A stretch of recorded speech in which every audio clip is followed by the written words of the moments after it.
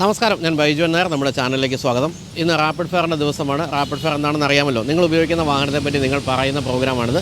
എന്തും പറയാം. വാഹനം നല്ലതാണെങ്കിൽ നല്ലതാണെന്ന് പറയാം, മോശമാണെങ്കിൽ മോശമാണെന്ന് പറയാം, സർവീസ് നല്ലതാണെങ്കിൽ അങ്ങനെ പറയാം, മോശമാണെങ്കിൽ തീർച്ചയായിട്ടും അത് പറയാനുള്ള അവസരമുണ്ട്. സാധാരണഗതിയിൽ കസ്റ്റമേഴ്സിന് വാഹനങ്ങളെപ്പറ്റി പറയാൻ ഒരു വേദിയില്ല. അതാണ് ഞാൻ ഈ റാപ്പിഡ് ഫെയർ എന്ന ഈ ഒരു പ്രോഗ്രാമിലൂടെ ഉദ്ദേശിക്കുന്നത്. അപ്പോൾ നമ്മോടൊപ്പം ചേർന്ന് റാപ്പിഡ് ഫെയർ അവതരിപ്പിക്കുന്നത് റോഡ്മേറ്റ് എന്ന ആപ്പാണ്. റോഡ്മേറ്റ് എന്ന ആപ്പ് വാഹന സംബന്ധിയായ എല്ലാ കാര്യങ്ങളും ഒരു ആപ്പിൽ ഒതുക്കിയിരിക്കുകയാണ് എന്നാണ് പറയേണ്ടത്. നിങ്ങൾക്ക് ഇന്ത്യയിൽ എവിടെയായാലും വാഹന സംബന്ധമായ എല്ലാ സർവീസുകളും ഈ ഒരു ആപ്പിലൂടെ ലഭ്യമാണ്. ഇപ്പോൾ വാഹനം കഴുകുന്നത് തൊട്ട് പെയിൻറ്റിങ് എന്ത് കാര്യങ്ങളും 50-ലധികം സർവീസുകൾ ഈ ഒരു റോഡ്മേറ്റ് എന്ന ആപ്പിലുണ്ട്. 10,000-ലധികം സർവീസ് പ്രൊവൈഡേഴ്സുമുണ്ട് റോഡ്മേറ്റിൻ്റെ കീഴിൽ. ഇപ്പോൾ നിങ്ങൾക്ക് നിങ്ങളുടെ നാട്ടിൽ ഇതിൻ്റെ ഒരു ഫ്രാഞ്ചൈസി വേണമെങ്കിൽ എടുക്കാം. അതായത് റോഡ്മേറ്റിൻ്റെ ഫ്രാഞ്ചൈസി എടുക്കുകയാണെങ്കിൽ ആ നാട്ടിലെ വാഹനവുമായിട്ട് ബന്ധപ്പെട്ട എല്ലാ കാര്യങ്ങളും ഏകോപിപ്പിച്ച് നിങ്ങൾക്ക് നല്ലൊരു വരുമാന മാർഗ്ഗത്തിനുള്ള അവസരമാണ്. അപ്പോൾ എങ്ങനെയാണ് റോഡ്മേറ്റിൻ്റെ ഫ്രാഞ്ചൈസി എടുക്കേണ്ടതെന്നുള്ളത് ഞാൻ ഡിസ്ക്രിപ്ഷനിൽ കൊടുക്കാം.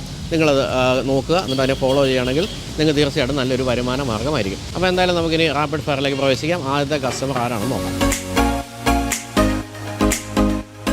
അപ്പോൾ നമ്മളിന്ന് ആദ്യം പരിചയപ്പെടാൻ പോകുന്നത് ഒരു സ്കോർപിയോ എന്നിൻ്റെ ഓണറിനെയാണ്.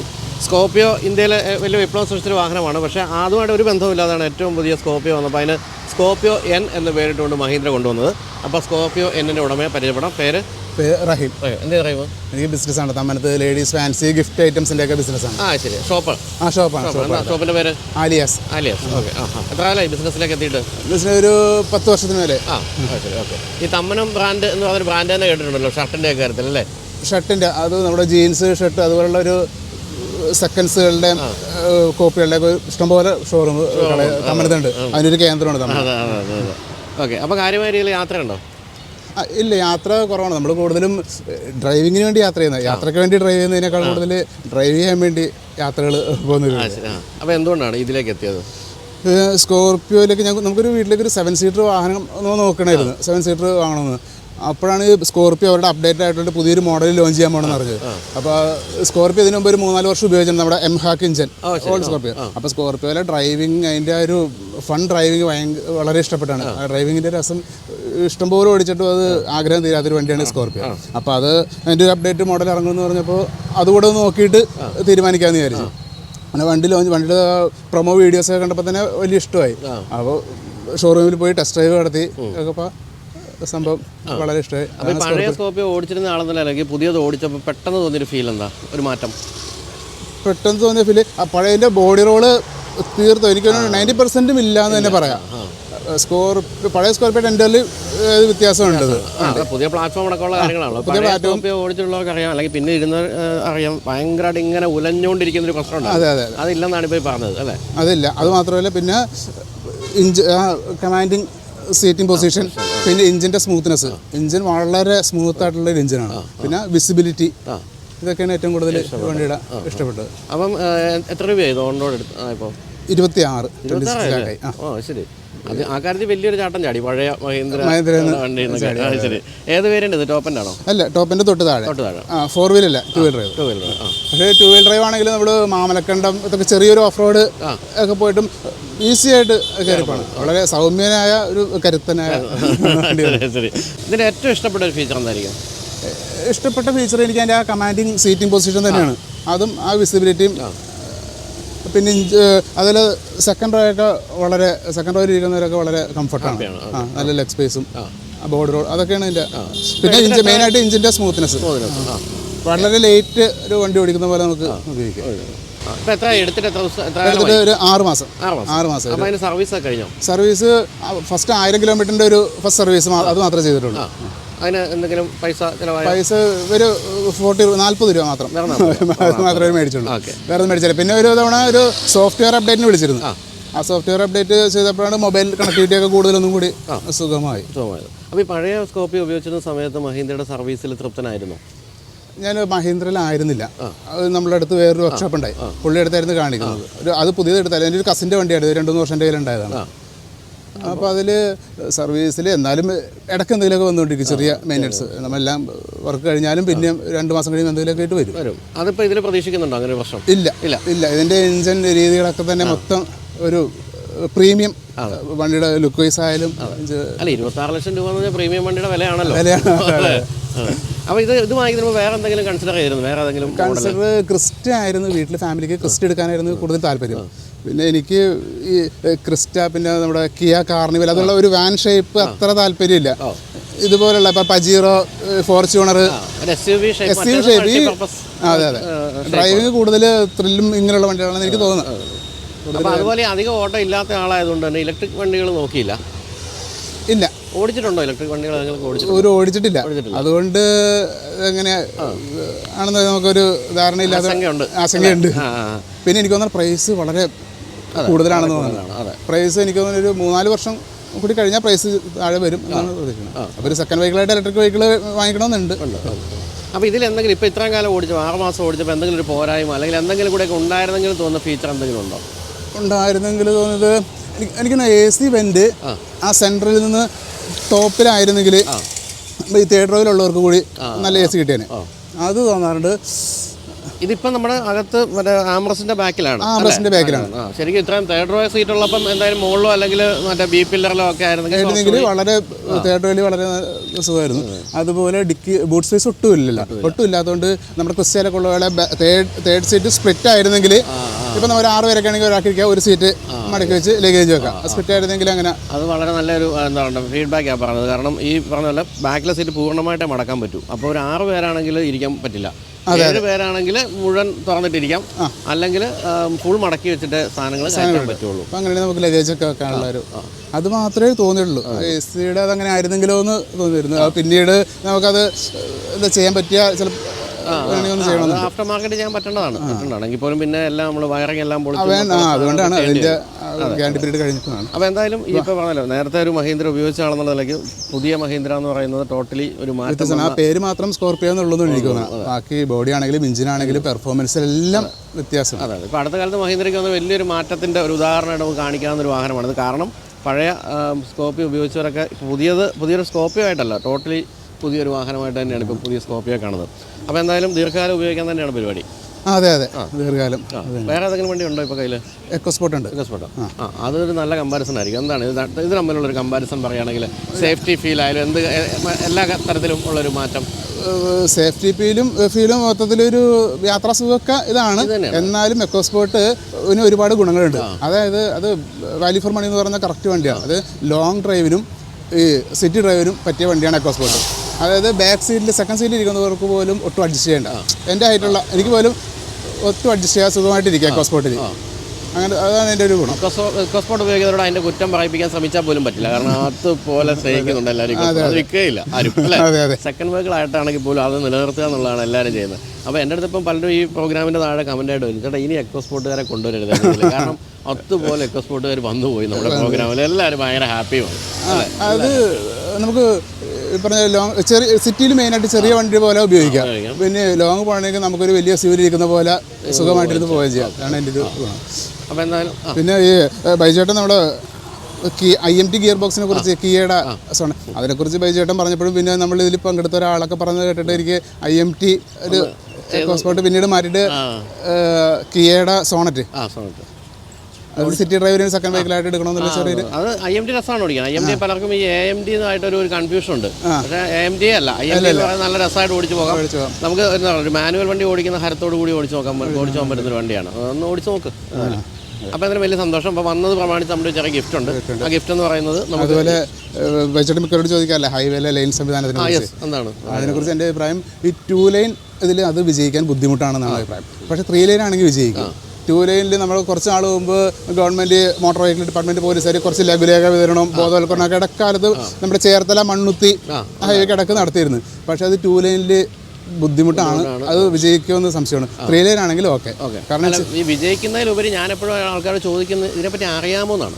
ഈ ലൈൻ ട്രാഫിക്കിനെ പറ്റി എന്തെങ്കിലും അറിയാമോ എന്ന് ചോദിക്കുമ്പോൾ പലർക്കും അത് കൃത്യമായിട്ട് അറിയില്ല. കാരണം ആരും പഠിപ്പിച്ചിട്ട്. ഇപ്പോൾ ഈ ലഘുലേഖ എനിക്ക് ഓർമ്മയുണ്ട്, വളരെ കുറച്ച് കാലം കൊടുത്തിരുന്നു. പക്ഷേ അതിനുശേഷം ഒന്നും പിന്നെ ഒരു പഠിപ്പിക്കുന്നില്ല. അതുകൊണ്ടാണ് ഈ റൈറ്റ് സൈഡിൽ കൂടെ ഇപ്പോൾ അതൊക്കെ ഇങ്ങനെ ഓടിച്ചു പോകുന്ന രീതിയൊക്കെ വന്നത്. ലെഫ്റ്റ് സൈഡ് കാലിയാണെങ്കിലും ഇപ്പോൾ വലിയ വെഹിക്കിളൊന്നും റൈറ്റ് സൈഡിൽ നിന്ന് മാറാറില്ല.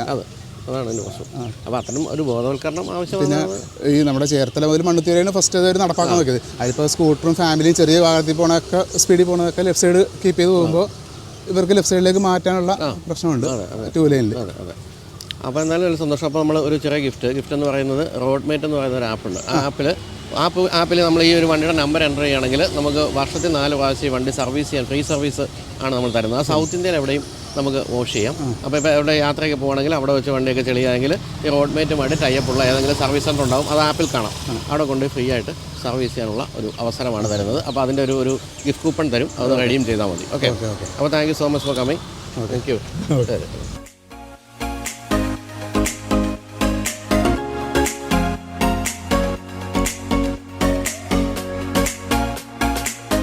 അപ്പോൾ ഇനി ബൈക്ക് പ്രേമികളുടെ ഹരമായിട്ടുള്ള ഒരു ബൈക്കാണ് പരിചയപ്പെടാൻ പോകുന്നത്, കാവസാക്കി നിഞ്ച. ഈ പച്ച നിറം കാണുമ്പോൾ തന്നെ എന്താ പറയുന്നത്, ഈ വാഹന പ്രേമികളുടെ മനസ്സിൽ ലഡ്ഡു പൊട്ടും എന്നൊക്കെ പറഞ്ഞ പോലെയാണ് ഇതിൻ്റെ ഒരു അവസ്ഥ. നമസ്കാരം, പേര്? അഭിഷേക്. എന്തിനാ അഭിഷേക്? ഞാൻ ഇവിടെ ഇൻഫോപാക്കിൽ ഇവൈ എന്നാണ് കമ്പനി. ഇവൈക്കാർ ധാരാളമായിട്ട് നമ്മുടെ പ്രോഗ്രാം പ്രത്യക്ഷപ്പെട്ടിട്ടുണ്ട്. ഇവയിൽ 10,000 സ്റ്റാഫ് ഉള്ളതുകൊണ്ട് എവിടെ നോക്കിയാലും ഒരു ഇവൈക്കാരന് കണ്ണിപ്പെടാതെ പോകില്ല. അപ്പോൾ എന്തുകൊണ്ട് നിഞ്ച? ഞാനിതിന് മുമ്പ് യൂസ് ചെയ്തിരുന്ന ബുള്ളറ്റിൻ്റെ ക്ലാസിക് 500 ആയിരുന്നു. അപ്പോൾ അതിൽ നിന്നൊരു അപ്ഗ്രേഡ് എന്ന് പറഞ്ഞാൽ ഇപ്പം ആദ്യം കാറായിരുന്നു ആക്ച്വലി നോക്കിയത്. അപ്പോൾ ഇനീഷ്യലി ഒരു ഡസ്റ്റർ ഓൾ വീൽ ഡ്രൈവ് ഒന്ന് ഒരു യൂസ്ഡ് പോയി ടെസ്റ്റ് ഡ്രൈവ് ഒക്കെ അടിച്ചു. അത് അവസാനം അഡ്വാൻസ് കൊടുത്താൽ വാങ്ങാൻ മുമ്പ് ഒന്ന് കമ്പനി കൊണ്ട് ചെക്ക് ചെയ്തു. അപ്പം ആക്ച്വലി അവർ ആ 1 ടൺ ഇത് വരുന്ന വണ്ടി അവരത്ര പ്രൊമോട്ട് ചെയ്യുന്നില്ല. അപ്പോൾ അതിന് കംപ്ലയിൻസ് ഒക്കെ വരുന്നുണ്ട് എന്ന് പറഞ്ഞിട്ട് പിന്നെ അത് ചെക്ക് ചെയ്യാൻ കയറ്റിയപ്പോൾ അവരൊരു ഏകദേശം 1 ലാഖിൻ്റെ ഇത് പറഞ്ഞു. അപ്പം പിന്നെ ആണ് ഓക്കെ എന്നാൽ പിന്നെ വേറെ ബൈക്ക് നോക്കാം. ഇപ്പോൾ ഇൻ്റർസെപ്റ്റർ നോക്കി. അപ്പോൾ അതിൻ്റെ കൂടെ ഇത് എൻ്റെ റൂംമേറ്റിൻ്റെ അടുത്തൊക്കെ ഓൾറെഡി ഈ ഒരു വണ്ടി ഉണ്ട്. ആൻഡ് ഇത് കുറച്ച് റെയറാണ്. അപ്പോൾ ഈ വണ്ടി മറ്റേ ഫേസ്ബുക്കിലും മാർക്കറ്റ് പ്ലേസിൽ കണ്ടപ്പോൾ അങ്ങനെയാണ് ഇതിലേക്ക് വന്നത്. പിന്നെ പണ്ട് മുതലേ ഈ ഒരു വണ്ടി ഒരു ആഗ്രഹമുണ്ട്. പിന്നെ നമ്മളെ കൊണ്ട് അത് വാങ്ങാൻ പറ്റുമോ എന്നുള്ളൊരു തോട്ട് അന്നുണ്ടായിരുന്നു. പക്ഷേ ആ ഒരു കറക്റ്റ് റൈറ്റ് ടൈം വന്നപ്പം നമുക്ക് വാങ്ങാൻ പറ്റി. പിന്നെ അന്ന് ഇത് ഇറങ്ങുന്ന സമയത്ത് ഏകദേശം എനിക്ക് ഒന്ന് അറൗണ്ട് 6 ലാക്സിൻ്റെ ഓൺ റോഡ് പ്രൈസ് അന്ന് വരുന്നുണ്ട്. ഇത് പുതിയ എടുത്താണോ? അല്ല, ഇത് ഞാൻ യൂസ്ഡ് എടുത്താണ്. അപ്പോൾ ഇപ്പം ഇത് ആക്ച്വലി ഒരു ഓൾമോസ്റ്റ് ഒരു 2014 മോഡൽ ആ റേഞ്ചാണ്. ഇത്ര വർഷം പഴക്കമുണ്ട്. അപ്പം ഇത്ര വർഷം പഴക്കമുണ്ടെങ്കിലും ഈ വണ്ടി കുഴപ്പമില്ല. എത്ര ഓടിയിരുന്നു വാങ്ങിച്ചപ്പോൾ? ഞാൻ വാങ്ങിച്ചപ്പോൾ ഏകദേശം 24,000 അത്രേ ഓടിയിട്ടുള്ളൂ. ഇത്ര ഏകദേശം 10 ഇയേഴ്സ് എന്നാലും അത്രേ. നന്നായിട്ട് മെയിൻറ്റെയിൻ ചെയ്തിരുന്ന വണ്ടിയാണ് അല്ലേ? എങ്ങനെയുണ്ട് മെയിൻ്റെനൻസ് കോസ്റ്റ്? എങ്ങനെയുണ്ട് മെയിൻ്റെനൻസ്? ഇത് കുറച്ച് കൂടുതലാണ്. ഇപ്പം വേറെ യൂഷ്വൽ ഒരു ബൈക്ക് വെച്ച് നോക്കുമ്പോൾ അതിനെക്കാട്ടും വളരെ ഇതുണ്ട്. പക്ഷേ എന്നാലും ഒരു എൻട്രി ലെവൽ ഒരു സൂപ്പർ സ്പോർട്സ് ലെവൽ അല്ലെങ്കിൽ ഒരു സ്പോർട്ട് ടൂറർ എന്നുള്ള കാറ്റഗറിയിലാണ് വരുന്നത്. സ്പോർട്ട് ടൂറർ എന്നുള്ള ഒരു എൻട്രി ലെവൽ ഒരാൾക്ക് പറ്റിയ വണ്ടിയാണ്. പക്ഷേ മെയിൻ്റെനൻസ് കുറച്ച്. എന്നാലും ഏകദേശം ഒരു സാധാരണ സർവീസിനൊക്കെ എത്ര വരെ പ്രതീക്ഷിക്കാം? എങ്ങനെയാണെങ്കിലും ഒരു 5,000. ഞാൻ ഷോറൂമിൽ ആക്ച്വലി കേട്ടില്ല. ഷോറൂമിൽ ഞാൻ ആയിക്കോട്ടെ കയറ്റിയ ഒരു ക്ലച്ച് കേബിൾ മാറ്റാൻ. പക്ഷേ ആ ക്ലച്ച് കേബിളിൻ്റെ വില ഒരു 2,500 റേഞ്ചിലുണ്ട്. ഇപ്പോൾ യൂഷ്വൽ ഒരു ബൈക്കിന് 200-250 റേഞ്ച് വരും. ഇതിന് അത്രയും ഡിഫറൻസ് വരുന്നുണ്ട്. പിന്നെ ജസ്റ്റ് ഒന്ന് ചെയിൻ ക്ലീൻ ചെയ്യുന്നത് അത് ഏകദേശം ഒരു 4,500 ജസ്റ്റ് ക്ലച്ച് കേബിൾ മാറ്റാനും ചെയിൻ ക്ലീൻ ചെയ്യാനും വേണ്ടി ഷോറൂമിൽ അത്ര വന്നത്. അപ്പം പുറത്ത് ഞാൻ കാലിക്കറ്റ് ബേസ്ഡ് ആണ്. അപ്പോൾ അവിടെ ബൈക്കേഴ്സ് ലോഞ്ച് എന്ന് പറഞ്ഞാൽ സൂപ്പർ ബൈക്സ് ഒക്കെ വർക്ക് ചെയ്യുന്ന വർക്ക്ഷോപ്പ്. അപ്പോൾ അവിടെയാണ് യൂഷ്വലി സർവീസ് ചെയ്യുന്നത്. അപ്പം ഈ ചെയിൻ സ്പ്രോക്കറ്റ് ഇതൊക്കെ സബ്സിഡറി വേറെ ബ്രാൻഡ്സിൻ്റെ ഇതുണ്ട്. അപ്പം ഇതിൻ്റെ ചെയിൻ സ്പ്രോക്കറ്റ് ഏകദേശം ഒരു 15,000 റുപ്പീസിൻ്റെ അടുത്ത് വരുന്നുണ്ട്. അപ്പോൾ അങ്ങനെ പാർട്സിനൊക്കെ വില കൂടുതലാണ്. പക്ഷേ വേറെ കംപ്ലയിൻസ് ഒന്നും റെഗുലർലി അങ്ങനെ വരുന്നില്ല. എന്താണ് ഇതിൻ്റെ ഏറ്റവും ഇഷ്ടപ്പെട്ട ഫീച്ചർ? എന്തായിരിക്കും ഇതെന്ന് പറഞ്ഞു കഴിഞ്ഞാൽ ഇപ്പം നോർമൽ സാധാ ബൈക്ക് ഓടിച്ച് കൊണ്ടു നടക്കുന്നവരെ കൊണ്ടു നടക്കുക. അതേസമയം പവർ നമുക്ക് വേണമെന്നുള്ള ഇതിൻ്റെ ഒരു RPM 6-ലേക്ക് കടന്നു കഴിഞ്ഞാൽ പിന്നെ വണ്ടീൻ്റെ ക്യാരക്ടറിസ്റ്റിക്സ് മാറി. നല്ല ഇപ്പോൾ ലോങ് ഡിസ്റ്റൻസ് ഒക്കെ പോകുകയാണെങ്കിൽ കുറച്ചുകൂടി കംഫർട്ടബിൾ ആണ്. അത്ര അഗ്രസീവ് ഒരു സൂപ്പർ സ്പോർട്ട് ബൈക്കിൻ്റെ മാരത്തെ ഇതില്ല. ഒരു സ്പോർട്സ് ടൂറർ ആയതുകൊണ്ട് ആ ഒരു കംഫർട്ട് റൈഡിങ് ആണ്. പക്ഷേ ഇതിൻ്റെ ഈ ഒരു സീറ്റിംഗ് പൊസിഷൻ എന്ന് പറയുന്നത് സിറ്റിക്ക് പറ്റുന്നതാണോ? സിറ്റി ആക്ച്വലി ഇത് കുഴപ്പമില്ല. ഞാനിപ്പോൾ ബുള്ളറ്റിൽ നിന്ന് ഇതിലേക്ക് മാറിയപ്പോൾ ആ ഒരു ഫസ്റ്റത്തെ ഒരാഴ്ച ഒരു ചെറിയൊരു ബുദ്ധിമുട്ട് തോന്നി. പക്ഷേ ഇത് യൂസ്ഡ് ആയി കഴിഞ്ഞപ്പോൾ വലിയ പ്രശ്നമില്ല. പിന്നെ അത്ര അഗ്രസീവ് പൊസിഷൻ അല്ല. ഇത് കുറച്ചും കൂടി അപ്രൈറ്റ് പൊസിഷനാണ് ഈ വണ്ടി കവന്ന് നടക്കുന്നത്. നമ്മൾ കുറച്ചും കൂടി ഒരു അപ്രൈറ്റ് ഈ ഒരു പൊസിഷനിലേ അത് വരുന്നുള്ളൂ. അപ്പം അത്ര വലിയ കുഴപ്പമില്ല. അപ്പോൾ ഇനി ഏതൊരു ഇന്ത്യക്കാരൻ ചോദിക്കുന്ന ചോദ്യം ചോദിക്കാം, മൈലേജ് എങ്ങനെയുണ്ട്? സിറ്റിയിൽ ആക്ച്വലി 15-16 ഒക്കെയാണ് കിട്ടുന്നത്. പക്ഷേ ലോങ് പോകുമ്പോൾ ഒരു 23-24 മാക്സിമം. സിറ്റിയിൽ എനിക്ക് തോന്നുന്നു ഒരു 18 ഇതിൽ കാണിക്കും ആവറേജ് ഒക്കെ. അപ്പോൾ ഇതിലിപ്പോൾ കാണിക്കുന്ന ഏകദേശം 16 ആ റേഞ്ച് ഒക്കെയാണ്. ലോങ് ട്രിപ്പ് പോയിട്ടുണ്ടോ? ഞാൻ ഇവിടെ നിന്ന് ഇപ്പം ആതിരപ്പള്ളി, പൊള്ളാച്ചി അങ്ങനെ ഒരു റൈഡ്. പിന്നെ കാലിക്കറ്റ് ആയതുകൊണ്ട് കാലിക്കറ്റ് പോയി വരാം. അപ്പോൾ ലോങ് ഡ്രൈവിൽ നല്ല കംഫർട്ടബിൾ ആണ്. ഞാൻ ആക്ച്വലി കാലിക്കറ്റിൽ നിന്ന് ഒറ്റ സ്ട്രെച്ചിനൊക്കെ ഈ വണ്ടി എടുത്ത ഒരു ഒറ്റ സ്ട്രെച്ചിന് ഓടിച്ച് വരാറുണ്ട്. അപ്പോൾ ഇപ്പോൾ ഇതിന് ശേഷം ഈ നിഞ്ച എന്ന് പറയുന്നത് എല്ലാവരുടെ ഒരു ഹരമാണെങ്കിൽ പോലും ധാരാളം സൂപ്പർ ബൈക്സ് ഒക്കെ അതിന് ശേഷം ഇപ്പോൾ വന്നു കഴിഞ്ഞു. വേറെ ഏതെങ്കിലും കണ്ണിപ്പെട്ടിട്ടുണ്ടോ?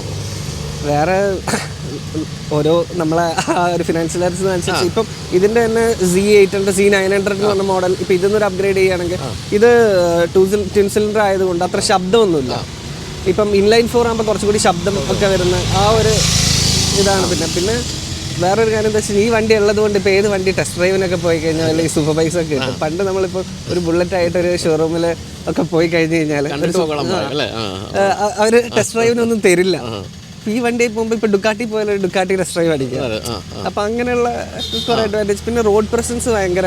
തീർച്ചയായിട്ടും. അപ്പോൾ ഈ അങ്ങനെ പോയി ഇപ്പോൾ അടുത്ത കാലത്ത് ഏതെങ്കിലും ടെസ്റ്റ് ഡ്രൈവ് ചെയ്തിട്ട് ഭയങ്കര ഇഷ്ടപ്പെട്ട ഏതെങ്കിലും ബൈക്കുണ്ട് ഇപ്പോൾ വാങ്ങിക്കാൻ വേണ്ടി? അല്ലെങ്കിൽ ഞാൻ ഡുക്കാട്ടി മോൺസ്റ്റർ ഓടിച്ചു നോക്കി, അത് കുഴപ്പമില്ല. അതേമാതിരി മറ്റേ മൾട്ടിസ്ട്രാഡ V4 നല്ല വണ്ടിയാണ്. അപ്പം ആ ഒരു ഇതാണിപ്പം. പിന്നെ ട്രയംഫിൻ്റെ ബോൺവില്ല അതൊരു കുറച്ച് ക്ലാസിക് ആ ഒരു ലെവൽ, പഴയ ബുള്ളറ്റിൻ്റെ തന്നെ ലെവലിൽ നിൽക്കുന്ന ഒരു സാധനം അല്ലേ. പക്ഷെ അതൊരു എവർഗ്രീൻ കൈൻഡ് ഓഫ് എപ്പോഴും എല്ലാവർക്കും. അതെ. അപ്പോൾ ഇത് എത്ര കാലം ഇനി കൊണ്ടുനടക്കാനാണ് പരിപാടി? എന്തായാലും ഒരു അടുത്തൊരു കുറച്ച് ഒരു 1-2 വർഷം കൂടി ഉണ്ടാവും. അതിന് ശേഷമേ ഇതൊക്കെ ആലോചിക്കുന്നുള്ളൂ അല്ലേ. അപ്പോൾ ഇനി വാങ്ങിക്കുമ്പോൾ സെക്കൻഡ് ഹാൻഡ് ആയിരിക്കുമോ? ഒരു super bike second hand super ബൈക്കിലേക്ക് ആയിരിക്കുമോ പോകുന്നത്? അതറിയില്ല. മേ ബി ചിലപ്പോൾ കാറിലേക്ക്, അല്ലെങ്കിൽ ഇത് കീപ്പ് ചെയ്തിട്ടൊരു കാർ അങ്ങനെ ആ ഒരു ഇതിലേക്ക്. അതുപോലെ ഇപ്പോൾ ഈ പറഞ്ഞ അൾട്രാ വയലറ്റൊക്കെ പോലുള്ള ഇലക്ട്രിക് സൂപ്പർ ബൈക്സ് എന്ന് വിളിക്കാവുന്ന സാധനങ്ങളൊക്കെ വന്നു കഴിഞ്ഞു. അതെങ്കിലും ഓടിച്ച് നോക്കിയിട്ടുണ്ടോ? ഇല്ല, ഞാൻ മറ്റേ ഒല അങ്ങനത്തെ ഇലക്ട്രിക് സ്കൂട്ടേഴ്സ് മാത്രമേ ഓടിച്ച് നോക്കിയിട്ടുള്ളൂ. അത് താല്പര്യം തോന്നിയോ? ഇങ്ങനെ ഒരു പവർഫുൾ ബൈക്ക് ഓടിക്കുന്ന ഒരാൾക്ക് ഇലക്ട്രിക് സ്കൂട്ടറോ അല്ലെങ്കിൽ ബൈക്ക് ഓടിക്കുമ്പോൾ താല്പര്യം തോന്നുമോ എന്ന് അറിയാൻ? കാരണം ആക്ച്വലി അത് ഓടിക്കുമ്പോൾ വളരെ ക്വിക്കാണത്. അപ്പം ഇപ്പം സൂപ്പർ ബൈക്സ് ആ ലെവലിൽ വരുമ്പം അത്രയും നമ്മൾ ഈ പറഞ്ഞ RPM കയറി ആ ഒരു ലാഗൊന്നുമില്ല. അപ്പം അത് നമ്മൾ ഓടിച്ചു കഴിഞ്ഞാൽ നമുക്ക് ഇഷ്ടപ്പെടും. പിന്നെ ഈ ശബ്ദം ഈ പറഞ്ഞ ഇതൊക്കെ അതാണ് ഇല്ലാത്തത്. അതാണ് ബൈക്ക് ഓടിക്കുമ്പോൾ ഇപ്പം തന്നെ പറഞ്ഞാൽ ഇതിന് തന്നെ ശബ്ദം കുറവാണെന്ന് തോന്നുന്ന ആളായത്. ഇൻലൈൻ 4 ആണെങ്കിൽ ബുള്ളറ്റ് നമ്മൾ ഓടിച്ചതിനൊരു ശബ്ദമുണ്ട്, ഇത് ശബ്ദം കുറച്ച് കുറവാണെന്നുള്ളൂ. പിന്നെ ഒരു യുണീക്ക് വണ്ടി ആവണം എന്നുള്ള. ഇപ്പോൾ കാസ് ആണെങ്കിലും ഈ പറഞ്ഞ ഇപ്പോൾ കാരണം യൂസ് ചെയ്യുന്ന സ്വിഫ്റ്റാണ്. പക്ഷേ നമ്മൾ ഇനി ഒരു അപ്ഗ്രേഡ് അങ്ങനെ നോക്കുമ്പോൾ ഒരു യൂസ്ഡ് വണ്ടിയാണെന്നൊക്കെയുണ്ടെങ്കിൽ ഇപ്പം ഈ 2 ലിറ്റർ ആ റേഞ്ചിലുള്ള ഇപ്പം എല്ലാ വണ്ടി ഡീസലൊക്കെ ഇതായിക്കൊണ്ടാണ് തന്നിട്ടുണ്ടായിരിക്കുന്നത്. ഇപ്പോൾ ഒരു നല്ലൊരു വണ്ടി നോക്കുമ്പോൾ ജെറ്റ അങ്ങനത്തെ വണ്ടികളൊക്കെ ഒരു യുണീക്ക് വണ്ടി എന്നുള്ള. അപ്പോൾ എന്തായാലും ഈ പറഞ്ഞ വളരെ ഹാപ്പി കസ്റ്റമറിനാണ് നമ്മൾ കണ്ടത്. കാവസാക്കി നിഞ്ച ഈ പറഞ്ഞ പോലെ പലരുടെ ഹരമാണ് ഈ വാഹനം എന്ന് പറയേണ്ടതാണ്. ഈ ഒരു പച്ച കളർ എന്ന് പറയുന്നത് തീർച്ചയായിട്ടും ഹൃദയഹാരിയായ ഒരു നിറം. അപ്പോൾ എന്തായാലും വന്നതിൽ സന്തോഷം. അപ്പോൾ നമ്മുടെ ചെറിയ ഗിഫ്റ്റ് ഉണ്ട്. അപ്പോൾ ഈ നമ്മൾ റോഡ് മേറ്റ് എന്ന് പറഞ്ഞ ആപ്പ് ആയിട്ട് ചേർന്നിട്ടാണ്. അപ്പോൾ ആ ആപ്പ് ഡൗൺലോഡ് ചെയ്യുക. എന്നിട്ട് നമ്മൾ ഈ വണ്ടിയുടെ നമ്പർ അതിൽ എൻ്റർ ചെയ്യുകയാണെങ്കിൽ നമുക്ക് വർഷത്തിൽ 4 service free, water service free കിട്ടും. അത് സൗത്ത് ഇന്ത്യയിൽ എവിടെ പോയാലും വണ്ടി ഒന്ന് കഴുകണം എന്ന് തോന്നുകയാണെങ്കിൽ ആപ്പിൽ ലിസ്റ്റ് ചെയ്തിരിക്കുന്ന അടുത്തുള്ള ഏതെങ്കിലും ഒരു സർവീസ് സെൻറ്ററിൽ പോയി നമുക്ക് വാഷ് ചെയ്യാം. ഓക്കെ. അപ്പോൾ അതിൻ്റെ ഒരു ഗിഫ്റ്റ് വൗച്ചർ തരും, അത് റെഡീം ചെയ്താൽ മതി. അപ്പോൾ താങ്ക് യു ഫോർ കമ്മിങ്. അപ്പോൾ safe and happy motoring. Thank U.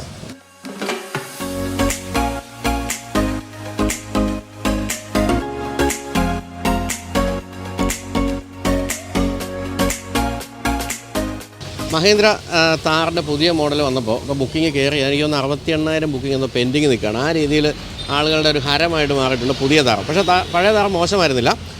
അപ്പോൾ ഗംഭീരമായിട്ട് കസ്റ്റമൈസ് ചെയ്ത ഒരു പഴയ താറാണ് നമ്മൾ കാണുന്നത്. അതിൻ്റെ ഓണറിനെ പരിചയപ്പെടാം. പേര് അനു. എന്ത് അനുവ്? ഞാൻ ഇന്ത്യ ഇൻഷുറൻസിൽ. ശരി. എവിടെ?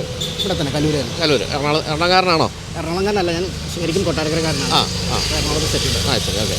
അപ്പോൾ ഈ പുതിയ താർ വന്നപ്പോൾ പഴയ താർ വിറ്റ് പുതിയ താർ വാങ്ങാൻ തോന്നിയില്ലേ? ഇല്ല, എനിക്ക് കുറച്ചുകൂടെ താല്പര്യം ഇതിനൂടെ തന്നെയാണ്. ആണോ? അതെന്തായിരിക്കും കാരണം? എന്ന് വെച്ചാൽ ഇതിനൊരു മാൻലി ലുക്കുണ്ട് മെയിനായിട്ട്. പിന്നെ ഒരു ഓഫ് റോഡിങ് പോകാനാണെങ്കിലും എനിക്ക് ഇതാ കുറച്ചുകൂടെ സൗകര്യമായിട്ടുള്ളത്. പിന്നെ ഇതൊരിക്കലും ഞാനൊരു ഫസ്റ്റ് ഓപ്ഷൻ വണ്ടിയായിട്ട് കണ്ടിട്ടില്ല. നമുക്കൊരു സെക്കൻഡ് ഓപ്ഷൻ വണ്ടി എന്നുള്ള രീതിയിൽ. ഫസ്റ്റ് ഓപ്ഷൻ അതാ ഇപ്പം ഉപയോഗിക്കുന്നത്. ഞാനൊരു വെൻ്റെ ഉണ്ട് എനിക്ക്. ശരി. അതാകുമ്പം കുറച്ചുകൂടെ കംഫർട്ടാണ്. കംഫർട്ട് വൈസ് അറിയാമല്ലോ. അതെ. കംഫർട്ടൊക്കെ കുറവാണ് അല്ലേ. സ്നോർക്കലുണ്ട്, അതുപോലെ ടയേഴ്സൊക്കെ മാറ്റിയിട്ടുണ്ട്. അപ്പം ഇതൊരു പക്ക ഓഫ് റോഡായിട്ട് ഉപയോഗിക്കുന്ന വണ്ടിയാണെന്ന് മനസ്സിലായി. കാര്യമായ രീതിയിൽ ഓഫ് റോഡ് ചെയ്യാറുണ്ടോ? അത്യാവശ്യം. എന്ന് വെച്ചാൽ സ്ഥിരമൊന്നുമില്ല, ഉണ്ട്. ഓഫ് റോഡിങ് പോകാറുണ്ട്. ഏതാ സാധാരണ തിരഞ്ഞെടുക്കുന്ന ഒരു സ്ഥലം ഏതാ? മൂന്നാറാണ് മെയിനായിട്ട്. പിന്നെ വാഗമൺ. ഓക്കെ. അപ്പോൾ എത്ര കാലം ഇത് വാങ്ങിച്ചിട്ട്? ഞാനിത് 2018 എടുത്താൽ. 18. പുതിയ എടുത്താണോ? പുതിയ എടുത്താൽ. 2018 പുതിയ എടുത്താൽ. പക്ഷെ അധികം താമസിക്കാതെ മറ്റേ വന്നു അല്ലേ? അത് വെയിറ്റ് ചെയ്തിരുന്നായിരുന്നു ആക്ച്വലി. പക്ഷേ അപ്പോഴത്തേക്ക് ഇതിൻ്റെ ഒരു ഏജൻറ്റ് വന്നിട്ട് ഇപ്പോഴും ഇറങ്ങില്ല, വണ്ടി പുതിയത് മോഡൽ ഇറങ്ങുന്നില്ല എന്നൊക്കെ പറഞ്ഞ് നിർബന്ധിച്ചെടുത്തത്. എന്താണ് ഇതിൻ്റെ ഒരു ഏറ്റവും ഇഷ്ടപ്പെട്ട ഒരു ഫീച്ചറായിട്ട് പറയുന്നത്? ഇതിൻ്റെ ഏറ്റവും ഇഷ്ടപ്പെട്ട ഫീച്ചർ ഓഫ് റോഡിങ് തന്നെയാണ്. പിന്നെ റോഡ് പ്രസൻസ് ആണ് ഇതിൻ്റെ ഏറ്റവും എനിക്ക് ഇഷ്ടപ്പെട്ടൊരു വേറൊരു. മെയിനായിട്ട് എനിക്ക് ഓഫ് റോഡിങ് ആണ്. പ്രധാന പോരായ്മയായിട്ട് പറയുന്നത് എന്താ? കംഫർട്ട്. പിന്നെ നമ്മൾ കംഫർട്ട് എക്സ്പെക്ട് ചെയ്യുന്നില്ല ഇങ്ങനത്തെ വണ്ടിയിൽ നിന്ന്. പിന്നെ 2 പേർക്ക് പോകാനാണെങ്കിൽ അത് സത്യം പറഞ്ഞാൽ ഇപ്പോഴത്തെ പുതിയ താറും 2 പേർക്കേ പറ്റൂ. പിൻഭാഗത്തേക്ക് കയറാനും ബുദ്ധിമുട്ട്, ഇരുന്നാൽ തന്നെ വളരെ ക്രാംഡാണ്. ഇനിയിപ്പോൾ 5 ഡോർ വന്നാലേ അതിനൊരു മാറ്റം ഉണ്ടാവുള്ളൂ. 5 ഡോർ വന്നാൽ നല്ല വിലയാകാനുള്ള സാധ്യതയുണ്ട്. അപ്പോൾ ഈ ഓഫ് റോഡ് പോകുന്നതിൽ ഏറ്റവും ടഫസ്റ്റ് ആയിട്ട് തോന്നിയ ഒരു സ്ഥലം ഏതായിരിക്കും? എനിക്ക് തോന്നുന്നു ഞാൻ ഇപ്രാവശ്യം വാഗമൺ പോയിട്ടുണ്ട്. വാഗമണിൽ കുറച്ച് അകത്തോട്ട് പോയി. അതൊരു ഇച്ചിരി ടഫായിരുന്നു. എന്ന് വെച്ചാൽ നമ്മൾ ഈ കൊളുക്കുമലയിലൊക്കെ കയറി പോകുന്ന പോലത്തെ ഒരു ഫീലായിരുന്നു. ആണല്ലേ? അവിടെ എങ്ങനെ ഉണ്ടായിരുന്നു വണ്ടിയുടെ പെർഫോമൻസ്? വണ്ടി പ്രശ്നമൊന്നും ഉണ്ടായിരുന്നു. അപ്പോൾ ഇതിൻ്റെ ടയർ സൈസ് ഇപ്പോൾ കുറച്ച് മാറ്റിയിട്ടുണ്ട്. ടയർ സൈസ് മാറ്റിയതല്ല, നമ്മൾ ആ റിമ്മ് മാറ്റിയപ്പോൾ ആ ടയർ കുറച്ച് ഇങ്ങോട്ട് ഇറങ്ങി. അതേ ഉള്ളൂ. സെയിം ടയറാണ്, കമ്പനി ടയർ തന്നെയാണ് കിടക്കുന്നത്. ആണല്ലേ?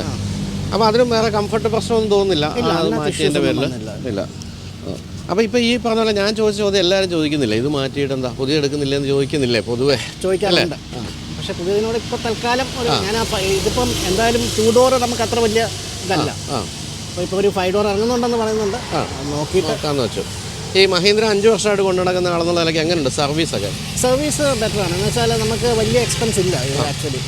നമുക്കൊരു 5,000-6,000 റുപ്പീസ് ഉണ്ടെങ്കിൽ നമ്മൾ നോർമൽ സർവീസ് കഴിഞ്ഞിട്ട് നമുക്ക് വണ്ടി ഇറക്കാൻ പറ്റും, വേറെ പ്രത്യേകിച്ച് നമ്മൾ മാറിയില്ലെങ്കിൽ.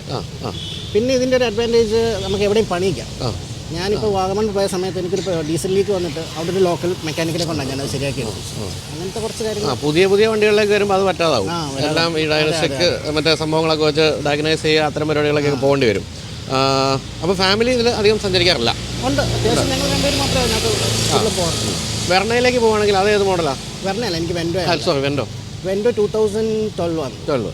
അപ്പോൾ അത് ഈ പറഞ്ഞ പോലെ മറ്റൊരു സർവീസ് കാര്യമായ രീതിയിൽ ചാർജ് വരാവുന്നതാണല്ലോ അല്ലേ? അത് അത്യാവശ്യം എക്സ്പെൻസീവ്.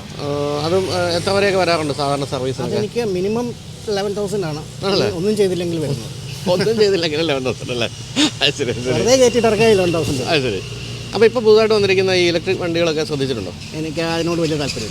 അല്ല, ഓടിച്ച് നോക്കിയോ? ഇല്ല, ഓടിച്ച് നോക്കിയില്ല. ഒന്നാമത് ഞാനൊരു ഫ്ലാറ്റിലാണ് താമസിക്കുന്നത്. അപ്പോൾ എൻ്റെ ചാർജിങ് ഇഷ്യൂസും പിന്നെ ഈ ലോങ് പോകുമ്പോഴുള്ള ഇഷ്യൂസും ഒക്കെ വെച്ചിട്ട് ഞാൻ അതിനകത്തോട്ടത്. ഓക്കെ. അപ്പോൾ ഇതിനപ്പുറത്തേക്ക് കുറച്ച് ഓഫ് റോഡേഴ്സ് വേണമെങ്കിൽ നമുക്ക് പറയാം, ഫോർച്യൂണറും അങ്ങനെയുള്ള കാര്യങ്ങൾ. അതൊക്കെ അങ്ങനെ എന്തെങ്കിലും മനസ്സിലുണ്ടോ? അതോ? ഇല്ല, ഫോർച്യൂണർ ഇല്ല, മനസ്സിലില്ല. വളരെ റഗ്ഗഡായിട്ടുള്ള ഇതാണ് താല്പര്യം. ഇതിനോടാണ് താല്പര്യം.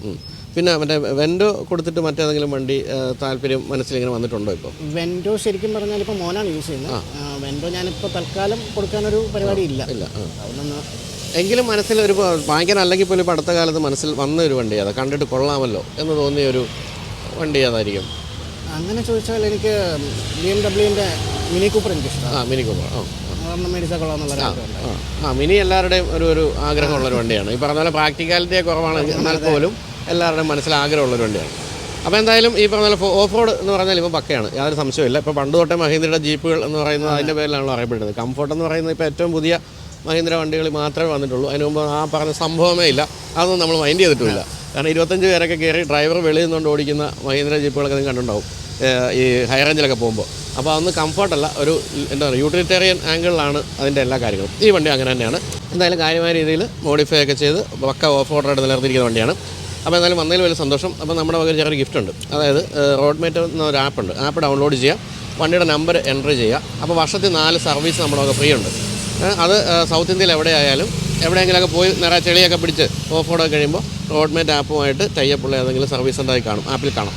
അവിടെ കൊണ്ടുപോയി ഫ്രീ ആയിട്ട് സർവീസ് ചെയ്യാം. അപ്പോൾ നമ്മളൊരു ഗിഫ്റ്റ് വൗച്ചർ തരും, അത് റെഡീം ചെയ്താൽ മതി. ഓക്കെ. അപ്പോൾ താങ്ക് യു ഫോർ കമ്മിങ്. അപ്പോൾ എന്തായാലും ഓഫ് റോഡൊക്കെ ചെയ്ത് ഗംഭീരമായിട്ട് പോട്ടെ. Thank you.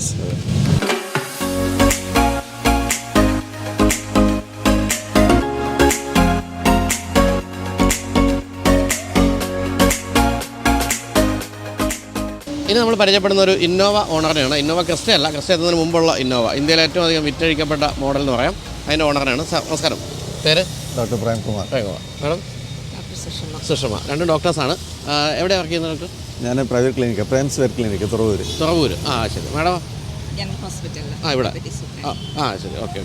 ഇന്ന് എറണാകുളം ഡെപ്യൂട്ടി സൂപ്രണ്ട്, നാളെ സൂപ്രണ്ട് പത്തനംതിട്ട. ശരി. പ്രൊമോഷനായി. അപ്പോൾ ഇനി പത്തനംതിട്ട നിങ്ങൾക്ക് മോൻ കാണാൻ സാധിക്കും കേട്ടോ. ഇപ്പോൾ ഇതുവരെ എറണാകുളത്ത് കണ്ട മോനാണ്. എത്ര കാലമായി ഇന്നോവയിൽ എത്തിയിട്ട്? ഇതിപ്പം ഞാൻ 2019 സെക്കൻഡ്സ് എടുത്തത്. സെക്കൻഡ് എടുത്ത. എന്തുകൊണ്ടാണ് ഇന്നോവ അന്ന് സെലക്ട് ചെയ്യാൻ കാരണം? ഇന്നോവ എനിക്ക് പണ്ടേ ഒരു പാഷനുള്ളൊരു വണ്ടിയാണ് ഇന്നോവ. ശരിക്കും നല്ല ഫാമിലി ആയിട്ട് പോകാനും, കാരണം ഡ്രൈവിങ് എൻ്റെ ഒരു പാഷനാണ്. ഏകദേശം ഒരു പാഷനേറ്റ് ആയ ഒരു ഡ്രൈവർക്ക് ചേരുന്ന വണ്ടിയാണോ ശരിക്കും പറഞ്ഞത്? പക്ഷേ ഇത് നല്ല കംഫർട്ടാണ്. ഏകദേശം ഒരു 10 ലക്ഷം കിലോമീറ്റർ ഞാൻ ഡ്രൈവ് ചെയ്തിട്ടുണ്ട് പല വണ്ടികളിലായിട്ട്. അതിൽ ഏറ്റവും ഇഷ്ടപ്പെട്ടതാണ് ആണല്ലേ? അതിലെനിക്ക് ഏറ്റവും ഇഷ്ടപ്പെട്ടത് ഇതാണ്. ശരി. പക്ഷേ ഈ ഒരു മാനുവലിൻ്റെ ഒരു കാലം കഴിഞ്ഞില്ലേ, ഓട്ടോമാറ്റിക്കൽ എത്തേണ്ട കാലമായി. അത് ശരിയാണ്. പക്ഷെ എന്നാലും എനിക്ക് ഈ മാനുവലാണ് കുറച്ചും കൂടെ ഇഷ്ടം. ശരി. ഇനി ചിലപ്പോൾ മാറിയേക്കാം. പക്ഷേ ഇപ്പം ഇതിൽ വളരെ കംഫർട്ടാണ്. ഇപ്പം ഈ കഴിഞ്ഞ ആഴ്ച ഞാൻ ഡിണ്ടിഗിൽ പോയി വന്നു. നല്ല 100-120 ഇങ്ങനെ അടിച്ചു വിട്ട് സുഖസുന്ദരമായിട്ട് വരാം, ഒന്നും അറിയില്ല. ശരി. പക്ഷേ ഇതൊരു 7 സീറ്റർ ആണല്ലോ ഇത്. അപ്പോൾ അത്രയും ആൾക്കാരുണ്ടോ വീട്ടിൽ? അത്രയും ഫാമിലി മെമ്പേഴ്സ് ഉള്ളതുകൊണ്ടാണോ ഇതിലേക്ക് എത്തിയത്? മിക്കവാറും നമ്മൾ കുടുംബം എല്ലാവരും കൂടെ ചേരുമ്പോൾ ഇവർ ചേച്ചിയുണ്ട്. ചേച്ചി പെരിയ മെഡിക്കൽ കോളേജിലെ പ്രൊഫസർമാരാണ്, ചേച്ചി ഹസ്ബൻഡ്. അപ്പോൾ അവരും ഫാമിലിയൊക്കെ വരുമ്പോഴത്തേക്കും പാക്കഡാവും. ശരി. അപ്പോൾ ഇതെടുക്കുന്നതിന് മുമ്പ് ഏതാ ഉപയോഗിച്ചുകൊണ്ടിരുന്നത്? ഇതെടുക്കുന്നതിന് മുന്നേ എൻ്റെ സ്പാർക്ക് ഉണ്ടായിരുന്നു, പിന്നെ മാറ്റിസ് ആയിരുന്നു, പിന്നെ അതിൽ പിന്നെ ഓൾട്ടോ, അതിൽ പിന്നെ ഡീസൽ AC മറ്റേ പ്രീമിയർ പത്മിനിയുടെ അതായിരുന്നു. First car premier Padmini AC 120D എന്ന് മറ്റോ 120D. അപ്പോൾ ഡീസൽ ഇതിന് ശേഷം വീണ്ടും ഇപ്പോൾ ഡീസലിലേക്ക് എത്തിയിരിക്കുകയാണല്ലോ അല്ലേ? അപ്പോൾ ഈ ഡീസൽ വണ്ടികളുടെ ഈ ഒരു ചെറിയ ആശങ്കയുണ്ടല്ലോ, അത് പഴയ വണ്ടികൾ മറ്റേ നിരോധിക്കാൻ പോകുന്നു, അതുകൊണ്ടാണ് പലരും ഡീസൽ വണ്ടികളിലേക്ക് പോകാത്തത്. അപ്പോൾ അത്തരം കാര്യങ്ങൾ ചിന്തിച്ചൊന്നുമില്ല എടുത്ത സമയത്ത്? അല്ല, അത് വരും. പക്ഷേ എന്തായാലും കുറച്ച് കാലം ഒരു 5 to 6 years എന്തായാലും കഴിഞ്ഞിട്ടേ ആവുള്ളൂ. അപ്പോൾ അതുവരേക്കും ഇത് പ്രതീക്ഷയാണ് അല്ലേ? അപ്പോൾ ഇപ്പോൾ പുതിയ കാലഘട്ടത്തിന് ചേർന്ന പല കാര്യങ്ങളും ഇതിലില്ല ശരിക്കും പറഞ്ഞാൽ അല്ലേ? പല ഫീച്ചേഴ്സ് ഇല്ല, ഇൻഫർടൈൻമെന്റ് സിസ്റ്റം പഴയതാണ്. അപ്പോൾ അത്തരം ചില പോരായ്മകൾ തോന്നുന്നില്ല ഇപ്പോൾ? അതുണ്ട്, അതൊന്ന് മോഡിഫൈ ചെയ്യാൻ വേണ്ടിയിട്ട് ഞാൻ നോക്കുന്നുണ്ട്. ആണല്ലേ? അത് വണ്ടി മാറ്റാനാണോ പുതിയ ഇതിനിപ്പം ഞാൻ അല്ല ഇതെനിക്ക് കൊടുക്കാൻ താല്പര്യം. ഇതിനിപ്പം കീപ്പ് ചെയ്ത് കൊണ്ടുപോകും. കാരണം ഇത് ഇപ്പം ഏകദേശം ഇതിനെ ഇവർ പറയുന്നത് 11.2 12 മൈലേജേ ഉള്ളൂ. പക്ഷേ എനിക്ക് 13.9 14 മൈലേജ് കിട്ടിയ വണ്ടിയാണ് ഇപ്പോഴും കിട്ടിക്കൊണ്ടിരിക്കുന്നത്. തന്നെ ഇത് വിറ്റ ഏത് കാലത്ത് വിറ്റാലും വാങ്ങിച്ച പൈസ ഉറപ്പാണ്. അതാണ് ഇതിൻ്റെ ഏറ്റവും വലിയ ഗുണം. അതുപോലെ തന്നെ ഞാൻ അതിങ്ങനെ മെയിൻറ്റെയിൻ ചെയ്ത് പോകും. പിന്നെ എന്താണ് മനസ്സിൽ കണ്ടിരിക്കുന്ന അടുത്തൊരു വണ്ടി? അതിപ്പം ഞാൻ പ്ലാൻ ചെയ്യുന്നേ ഉള്ളൂ. അല്ല എങ്ങനെ പോലും ഇപ്പം വാങ്ങിക്കാൻ അല്ലെങ്കിൽ പോലും ഇപ്പോൾ പുതിയ വണ്ടികളൊക്കെ വരുമ്പോൾ കൊള്ളാമല്ലോ എന്ന് തോന്നിയ ഒരു വണ്ടി ഏതായിരിക്കും? അല്ല ഇതിൻ്റെ തന്നെ ഹൈക്രോസ്. ഈ ടൊയോട്ട ഉപയോഗിച്ച ഒരു ഗുണം അല്ലെങ്കിൽ ദോഷം ഇതാണ്, അതിൽ തന്നെ നിൽക്കോളൂ. ടൊയോട്ടയുടെ എഞ്ചിൻ അത്ര പെർഫെക്റ്റ് ആണ്. അതുപോലെ സർവീസ് കോസ്റ്റ് ഒക്കെ ആണെങ്കിലും വളരെ നോമിനലാണെന്നുള്ളതുകൊണ്ട് അതിൽ തന്നെ നിൽക്കും. മക്കളൊക്കെ എവിടെ വരെയായി? മക്കൾ മൂത്ത ആൾ ഇപ്പം ഓസ്ട്രേലിയയിൽ മെക്കാനിക്കൽ എഞ്ചിനീയറാണ്. അവിടെ ഇപ്പോൾ MS പഠിച്ചുകൊണ്ടിരിക്കുക, മൈനിങ്ങിൽ. രണ്ടാമത്തെ ആൾ ഇപ്പം മെഡിസിൻ കഴിഞ്ഞു. പിന്നെ പെൺകുട്ടി രണ്ടാമത്തെ ആൾ. 2 ആമ്പിള്ളേരായതുകൊണ്ട് ഞാൻ ചോദിക്കാൻ വന്നത്. കാരണം ഇപ്പം പല സജഷൻസ് വരും ആമ്പിള്ളേരാകുമ്പോൾ, പ്രത്യേകിച്ച് വണ്ടിയുടെ കാര്യത്തിൽ. കക്ഷിയുടെ ഏതെങ്കിലും മനസ്സിലേതെങ്കിലും വണ്ടി പറഞ്ഞോ നമുക്ക് അടുത്ത് ഇതാകാം എന്നുള്ളത്? അല്ല, അവരിപ്പോൾ അങ്ങനെയൊന്നും പറഞ്ഞിട്ടില്ല. അതുപോലെ ഇപ്പോൾ ഇലക്ട്രിക് വണ്ടികളാണല്ലോ ഇപ്പോൾ കാര്യമായ രീതിയിൽ എല്ലാ ദിവസവും തന്നെ പുതിയത് വന്നുകൊണ്ടിരിക്കുക. അത് ശ്രദ്ധിച്ചിട്ടുണ്ടോ? ഉണ്ട്. ഓടിച്ചിട്ടുണ്ടോ ഇലക്ട്രിക് വണ്ടി? ഓടിച്ചിട്ടുണ്ട്. അപ്പോൾ അതിലേക്ക് അപ്പോൾ അത് എന്താണ്, അത് വാങ്ങിക്കണം തോന്നിയിട്ടുണ്ടോ ഇതുവരെ? അല്ല, പക്ഷെ അതിൻ്റെ ഈ ബാറ്ററി കംപ്ലയിൻസും കാര്യങ്ങളൊക്കെ എങ്ങനെയാണെന്നുള്ള അറിയില്ല. അപ്പോൾ അത് കുറച്ച് നാൾ ഫീൽഡിൽ ഓടിക്കഴിഞ്ഞിട്ട് നമുക്ക് അതിൻ്റെ ട്രയൽ ആൻഡ് എറർ കഴിയുമ്പോഴല്ലോ അതിൻ്റെ പ്രോസ് ആൻഡ് കോൺസ് ഒക്കെ അറിയാം. തന്നെ ഇപ്പോൾ ഡിണ്ടുകളൊക്കെ പോലെ എപ്പോഴും ഓടിച്ചൊക്കെ പോകുന്നുണ്ടെങ്കിൽ അല്ലേ ചാർജിങ് സ്റ്റേഷൻസ് വ്യാപകമായിട്ട് വരിക എന്നുള്ളതാണ്. ലോങ് റൂട്ടാണല്ലേ? അപ്പോൾ അങ്ങനെ ഓടിക്കുന്ന ആളോട് ചോദിച്ചോട്ടെ. കാരണം നമ്മളെ ആരും ഈ ട്രാഫിക് നിയമങ്ങൾ അധികം ഒന്നും പഠിപ്പിക്കുന്നില്ല. പക്ഷേ ഇപ്പോൾ ഈ ഡിണ്ടുകളൊക്കെ പോവുകയാണെങ്കിൽ എല്ലാം ഗംഭീര ഹൈവേകളാണ്. അപ്പോൾ ഈ ലൈൻ ട്രാഫിക് എന്ന് പറയുന്നത് കീപ്പ് ചെയ്യാറുണ്ടോ? ഞാൻ ശരിക്കും ഇപ്പം ഞാൻ കുറച്ച് വിദേശത്തൊക്കെ പോയി വന്നതുകൊണ്ട് എനിക്ക് ഈ ഹോണടി ഞാൻ കമ്പാരിറ്റീവ്ലി കുറവാണ്. അതുപോലെ തന്നെ ബാക്കിയുള്ളവർക്ക് ഇത് കൊടുക്കുന്നത് സ്പേസ് കൊടുക്കുന്നത് അങ്ങനെയാണ് എൻ്റെ ഡ്രൈവിങ്. എന്നാൽ ഞാൻ എൻ്റെ ഇതിൽ കംഫർട്ടായിട്ട് പോവുകയും ചെയ്യും. വിദേശത്ത് പോയിട്ടുള്ള ആൾക്ക് പറഞ്ഞു കൊടുക്കേണ്ട കാര്യമില്ല, പക്ഷേ ഇന്ത്യയിൽ നമ്മളെ ആരും പഠിപ്പിക്കുന്നില്ല. ശരിക്കും ഇതെന്ന് വെച്ചാൽ പ്രൈമറി ഇതിൽ തന്നെ നമ്മുടെ ഈ ട്രാഫിക് നിയമങ്ങളെ കുറിച്ച് പഠിപ്പിച്ചിരിക്കണം വിദ്യാർത്ഥികളെ തൊട്ടിട്ട്. അതെ, സ്കൂൾ തലത്തിൽ ഈ ട്രാഫിക് നിയമങ്ങൾ കൃത്യമായിട്ട് പാലിച്ചു പോകാൻ വേണ്ടിയിട്ട് ഒരു സ്റ്റഡി കൊടുത്തിരിക്കണം നിർബന്ധമായിട്ട്. ശരിയാണ്. അപ്പോൾ അത് പഠിപ്പിക്കാതെ നമ്മൾ ഈ വലിയ ഹൈവേകൾ വന്നിട്ട്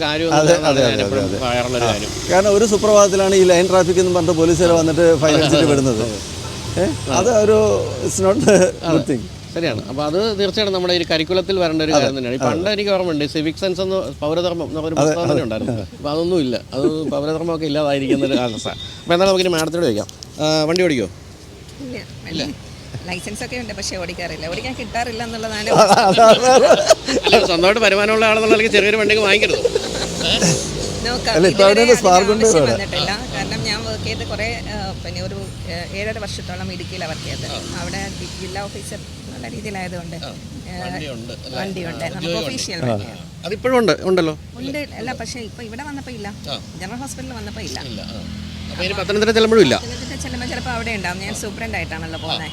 അവിടെ വണ്ടി ഉണ്ടോ എന്നുള്ളത് ഞാൻ ചോദിച്ചിട്ടില്ല. മിക്കവാറും ഉണ്ടാവും, ഒരു വണ്ടി എന്തെങ്കിലും ഉണ്ടാവും. അപ്പോൾ അങ്ങനെ ആവശ്യം അധികം വന്നിട്ടില്ല.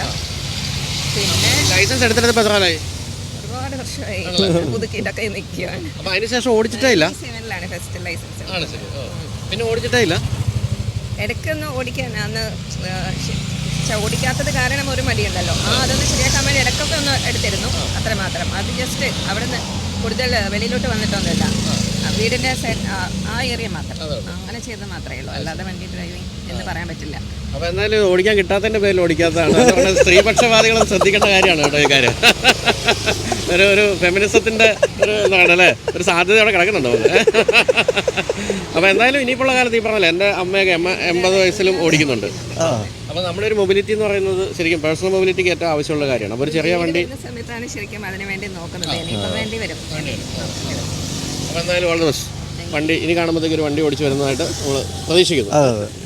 അപ്പോൾ എന്തായാലും താങ്ക് യു സോ മച്ച് രാവിലെ വന്നതിന്. അപ്പോൾ ഒരു ഗിഫ്റ്റ് ഉണ്ട് നമ്മുടെ വക. അതായത് നമ്മളൊരു റോഡ്മേറ്റ് എന്നൊരു ആപ്പ് ഉണ്ട്, ആപ്പ് ഡൗൺലോഡ് ചെയ്യുക. എന്നിട്ട് ഈ വണ്ടിയുടെ നമ്പർ എൻ്റർ ചെയ്യുകയാണെങ്കിൽ വർഷത്തിൽ 4 സർവീസ് ഫ്രീ ആയിട്ട് കിട്ടും. അത് ഇവിടെ നിന്നല്ല, സൗത്ത് ഇന്ത്യയിൽ എവിടെ പോയാലും വണ്ടിയൊക്കെ ചെളി പിടിച്ചിരിക്കുന്ന ഒരു അവസ്ഥയാണെങ്കിൽ ഈ റോഡ്മേറ്റുമായിട്ട് കണക്റ്റഡ് ആയിട്ടുള്ള സർവീസ് സെൻറ്റേഴ്സ് ഉണ്ടാവും അടുത്ത് എവിടെയായാലും.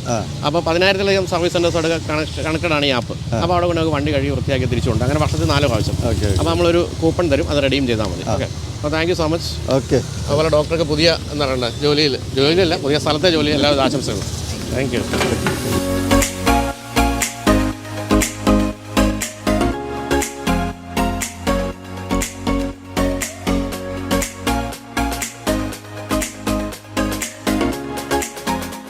അപ്പോൾ ഇനി പറയുന്നത് കമൻറ്റ് ഓഫ് ദ വീക്കിനെ കുറിച്ചാണ്. കമൻറ്റ് ഓഫ് ദ വീക്ക് എന്ന് പറയുന്നത് ഈ ആഴ്ച വന്ന പ്രോഗ്രാമുകളുടെ താഴെ വന്ന ഒരു കമൻറ്റിന് നമ്മൾ സമ്മാനം നൽകുന്ന പരിപാടിയാണ്. അതായത് 2000 രൂപയുടെ ഗിഫ്റ്റ് ഹാമ്പറാണ് നിങ്ങൾക്ക് കിട്ടുന്നത്. ഈ ഒരു കമൻറ്റ് എന്ന് പറയുന്നത് എന്തും ആകാം കേട്ടോ, പോസിറ്റീവായ വിമർശനമാകാം, അല്ലെങ്കിൽ രസകരമായ കമൻ്റ് ആകാം. അത് ആഴ്ചയിൽ ഒരിക്കൽ നമ്മൾ ഏറ്റവും മികച്ചത് പിക്ക് ചെയ്ത് അതിന് 2000 രൂപയുടെ ഗിഫ്റ്റ് ഹാമ്പർ തരികയാണ്. റോഡ്മേറ്റ് എന്ന ആപ്പാണ് നമ്മോടൊപ്പം ചേർന്ന് ഈ ഒരു സമ്മാനം തരുന്നത്. നിങ്ങൾക്ക് വാഹനമില്ലെങ്കിലും വിഷമിക്കേണ്ടതില്ല, വാഹന സംബന്ധിയായ സമ്മാനമൊന്നുമല്ല, അതുകൊണ്ട് ആർക്കും ഉപയോഗിക്കാവുന്നതാണ്. അതുപോലെ വിദേശത്തുള്ളവർക്ക് കമൻറ്റ് ചെയ്യാം, അവരുടെ നാട്ടിലെ വീട്ടിലേക്ക് നമ്മൾ ഈ ഒരു ഗിഫ്റ്റ് ഹാമ്പർ അയച്ചു തരുന്നതായിരിക്കും.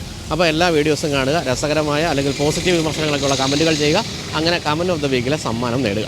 അപ്പോൾ പ്രോഗ്രാം കണ്ട എല്ലാവർക്കും നന്ദി, നമസ്കാരം.